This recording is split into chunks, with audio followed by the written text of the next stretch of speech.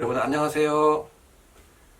네, 오늘은 LF에 있는 보육지원 제도에 대해서 간략하게 설명드리도록 하겠습니다. 예, 저희 회사 LF에서는 워크앤라이프 밸런스를 위해서 전사 휴무 제도, 정시 퇴근 제도, PC오프 제도, 119 회식 제도, 그리고 다양한 동호회 활동을 지원해 준다든지 의료 할인 제도를 해준다든지 그런 것들을 시행하고 있습니다.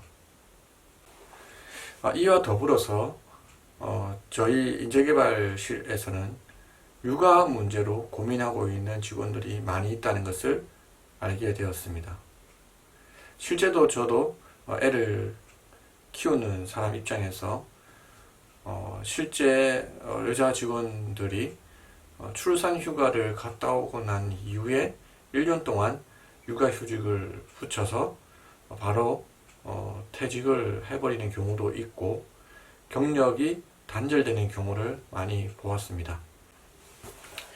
또한 우리나라는 국공립 어린이집 수가 부족하기 때문에 민간 어린이집을 이용하기도 하고 있습니다. 하지만 저도 애를 키워봤지만 어린이집에 수가 많이 부족해서 어린이집에 당첨되기만을 대기하는 경우도 많이 있습니다. 또 최근에는 결혼과 동시에 바로 분가를 해버리기 때문에 조부모와 같이 살지 않기 때문에 육아에 대한 그런 정보라든지 노하우를 준수받지 못하고 어떻게 해야 될지를 고민하는 경우를 많이 보았습니다. 이에 저희 회사에서는 실질적인 육아 지원 제도를 무엇이 있을지 고민하게 되었습니다.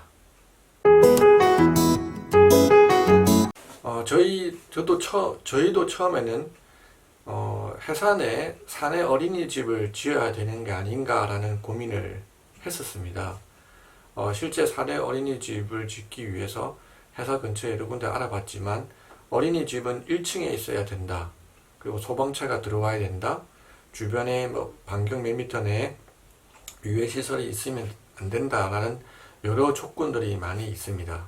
실제 회사 근처에는 그렇게 가까운 곳에 할 수 있는 데가 거의 없는 것이 현실이었습니다.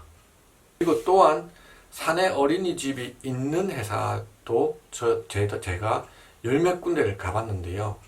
사내 어린이집이 있다 하더라도 사내 어린이집이 대부분 회사 근처에 있습니다. 대부분 회사 근처에 있습니다.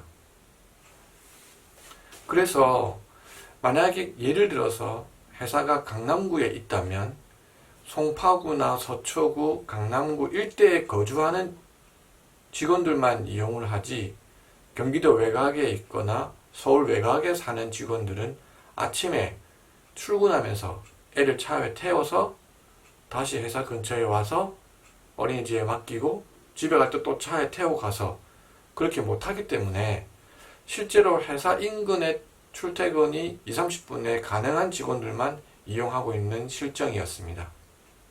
또한 회사에서 어린이집이 필요한 직원 수는 100명이 넘음에도 불구하고 40명에서 50명 규모의 어린이집을 만들어 놓고 회사는 사내 어린이집이 있는 거지만 실제로는 필요한 직원이 150명이라면 근속연수, 맞벌이 여부 이런 걸로 해서 가점을 매겨서 또 그것도 역시 당첨, 탈락 이런 것들을 하고 있어서 당첨되지 못한 직원들은 또 역시 불만이 많이 있었습니다. 과연 이게 이렇게 회사 근처에 어린이집을 만드는 게 회사의 복리후생 제도가 맞는가? 어린이집이 필요한 직원들에게 실질적으로 도움이 되는 제도인가라는 원점에서 한번 생각하게 되었습니다. 그래서 저는 우리 회사의 직원들을 인터뷰하기 시작했습니다. 일단 집 근처에 어린이집을 다니고 있는 직원 부모를 대상으로 인터뷰를 했습니다. 몇 개를 한번 읽어 드리겠습니다. 첫 번째로 어떤 직원은 어린이집에 대기 시간, 일단은 어린이집에 6개월 전에 미리 신청을 해서 대기 시간이 오래 걸리는 점이 있다라는 불만이 일단 있었습니다. 두 번째는 어린이집이 보통 3시에서 4시에 마치기 때문에 그 마치고 나서 집에까지 하원을 해줄 사람이 없다, 좀 필요하다, 이런 얘기를 하는 직원들이 또 있었습니다. 세 번째는 뉴스상에서 어린이집이나 유치원에 대한 아동사고 뉴스가 많이 나다 보니 어린이집에 보내면 어린이집에서 사고가 나지 않을까, 그 어린이집은 위에 CCTV가 있느냐, 이런 걸 좀 걱정하는 경우도 있었습니다.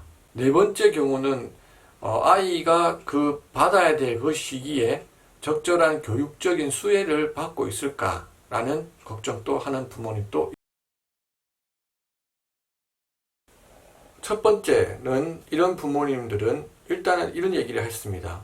조부모님이 나이가 많으셔서 애들을 보는 것을 굉장히 좀 피곤해 하신다, 힘들어 하신다, 이런 얘기를 하셨습니다. 두 번째는 아이 교육에 대한 솔루션이 좀 부족하다라고 이야기하셨습니다. 조부모님한테 맡기든 베이비시터한테 맡기든 조부모님은 TV만 좀 틀어놓는 것 같아요. 근데 그 얘기를 직접 하기가 좀 그렇습니다. 베이비시터는 애를 봐주는 거는 좋지만 교육적인 수혜 혜택이 좀 부족한 것 같아요 라는 얘기를 했습니다. 세 번째는 베이비시터를 쓰는 분들인데 베이비시터에 대한 조금 신원 보증은 되는가? 이 사람이 국적이 우리나라가 맞는가? 조선족이 오는 경우도 많은데 조선족의 언어를 애가 자꾸 들으면 그 언어나 말투가 따라되는 거 아닌가? 라는 걱정이 있었습니다.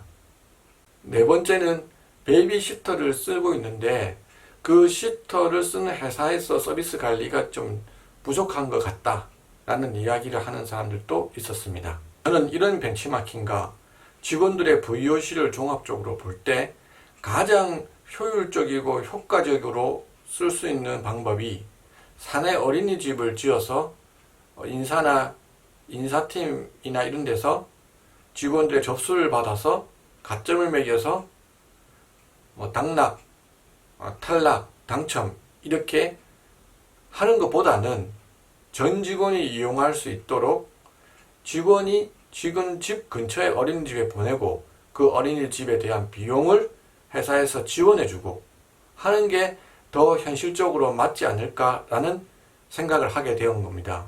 그리고 혹 가능하다면 어린이집에 마치고 3, 4시쯤에 하원할 때 하원 서비스를 도와줄 사람을 누가 회사에서 조금 도와준다면 그게 더 효율적이고 직원들한테는 복리후생이 맞지 않는가 라고 생각하게 되어서 우리 회사에 위탁보육제도와 방문보육제도를 만들게 되었습니다. 가만히 법을 찾아보니 용유아보호법 제14조 2항에는 어린이집을 만들지 않을 때는 위탁보육을 할 수 있다라고 나와 있습니다.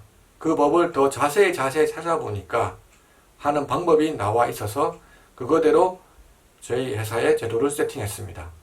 위탁보육을 하기 위해서는 회사는 일단 집 근처에 있는 어린이집에 서류를 갖다 주고 회사는 그 어린이집과 계약을 맺는 겁니다. 그리고 어린이집에 들어가는 국가에서 지원하는 금액이 있습니다. 그 금액의 50%를 회사에서 어린이집으로 지원금을 보내주면 됩니다. 그러면 보통의 어린이집은 한 달에 특별 활동비가 있습니다. 국가에서 나오는 지원을 받는 금액 외에 그 외에 추가 활동을 하는 특별 활동비가 있는데 그 활동비를 결국은 우리 회사의 직원은 내지 않는 거게 되겠죠. 어린이집에 우리가 지원을 해주니까요. 국가 지원 보육비의 50%를 지원해 주기 때문에 연령대별로 다 있습니다. 그 연령대별로 지원해 주기 때문에 우리 회사의 직원은 특별 활동비를 매달 안 내고 회사의 지원금을 가지고 사용하게 되는 것입니다. 그리고 플러스로 추가로 방문 보육을 회사에서 세팅했습니다.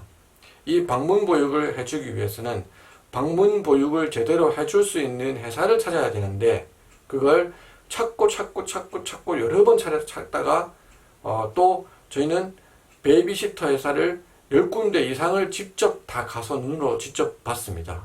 보고 하다가 모 회사를 발견하게 되어서 회사 직원들한테 서비스하게 되었습니다. 회사는 방문보육 회사와 계약을 맺고 직원이 방문보육을 신청하면 그 신청을 이 회사로 하는 거죠. 이 중간 회사로 신청을 하면 거기에 따라서 니즈를 듣고 방문보육 선생님을 배치해주고 그 나중에 회사는 그 비용을 정리해주는 것으로 하였습니다. 조금 더 자세히 설명드리면, 직원이 방문보육 회사와 계약된 이 방문보육 회사에 보육 서비스를 신청하면 첫 번째 부모 상담이 이루어집니다. 부모 상담을 통해서 부모님의 니즈와 아이의 방법을 듣게 되고, 그 다음 보육교사를 매칭을 시켜서 파견을 시켜줍니다. 그리고 매달 놀이도구, 놀이 학습도구를 집으로 배송해주고, 그걸 가지고 보육교사는 집에 와서 방문, 가정, 어린이집 같은 4시간 수업을, 4시간 혹은 9시간 수업을 하게 되는 것입니다. 베이비시터 서비스도 하고 있는데요. 12개월 이하인 경우는 놀이보다는 보육에 집중해서 보육 활동을 주로 하는 걸로 하고 있고요. 13개월부터 72개월 사이는 놀이 보육과 보육을 병행하고 있습니다. 놀이 수업이 조금 더 위주로 이루어집니다. 그리고 이 방문보육 회사인 아누리는 품질 관리를 철저하게 하고 있고, 우리 직원들의 불만과 만족도 조사를 수시로 해서 우리 회사에 피드백을 해주기도 하고 있습니다. 이 외에도 직원들이 지금 조부모와 같이 살고 있지 않기 때문에 인터넷에서 육아 정보를 그냥 이렇게 맘카페 같은 데서 검색해서 보는 경우가 상당히 많이 있습니다. 그래서 인터넷에는 간혹 가다가 정확하지 않은 정보가 올라와 있는 경우도 많이 있거든요. 그래서 저희 회사는 이 방문보육 회사와 이 방문보육 회사를 통해서 아이들의 육아에 대한 전문가 특강을 점심시간 때나 혹은 열어주기도 합니다. 그리고 이 아누리라는 보육회사로 찾아가서 우리 회사 직원들이 보육이나 육아에 대한 상담도 받을 수 있도록 서비스를 하고 있습니다. 예를 들면 이런 겁니다. 점심시간이나 이럴 때 우리 아이 어릴 때 잠을 잘 자야 되는데, 잠을 잘 재울 수 있는 방법에 대해서 설명해 준다든지, 단돈 1,000원으로 3살짜리 아이와 놀아줄 수 있는 아빠 육아법, 놀이법 이런 것도 가르쳐 준다든지, 실질적으로 가정에서 할 수 있는 방법을 알려드립니다. 그리고 수시로 육아 문제나 육아 상담이 필요할 때 회사 근처에 있는 이 아누리라는 회사에 가서 직원들이 육아 상담을 받을 수 있도록 지원하고 있습니다. 이런 제도가 일과 삶의 균형을 맞출 수 있도록 실질적인 육아 지원 서비스가 아닌가라고 생각합니다. 어린이집이 필요한 직원이 한 150명이라고 하면 150명 다 필요한 어린이집을 지으면 될 거 아닙니까? 근데 그렇게 하지 않고 대부분 40명이나 50명 규모를 지어놓고 선착순으로 이렇게 하거나 근속연수 혹은 맞벌이냐 아니냐 이런 걸로 가점을 매겨서 하는 경우가 많이 있거든요. 하지만 저희 회사는 필요한 직원이 90% 이상이 위탁보육과 방문보육 두 개를 이용하고 있음으로써 회사에 대한 자긍심도 높아지고 실질적인 직원들의 복리후생 제도로 자리매김한 게 아닌가라고 생각됩니다. 저는 이 아누리라는 회사를 인수하기 위해서 HR 담당으로서 리딩을 해서 실제로 이 회사의 실사도 해보고 그 회사가 어떻게 돌아가는지도 파악을 해보고 이런 것들이 이 하나의 문제를 풀기 위해서 실질적인 제도를 세팅하기 위해서 회사도 한번 인수해보고 실사도 해보고 이런 것들이 HR 담당자로서 큰 소중한 경험이 되지 않았는가 생각이 듭니다. 여러분들도 주어진 직무에 하나의 그 문제를 원점에서 정말로 파고들어서 진짜 근본적으로 이게 우리의 적용될 수 있는가를 한번 고민해 보시면 좀 좋을 것 같습니다. 이만 우리 회사의 실질적인 복리후생 제도인 보육지원 제도에 대해서 설명을 마치도록 하겠습니다.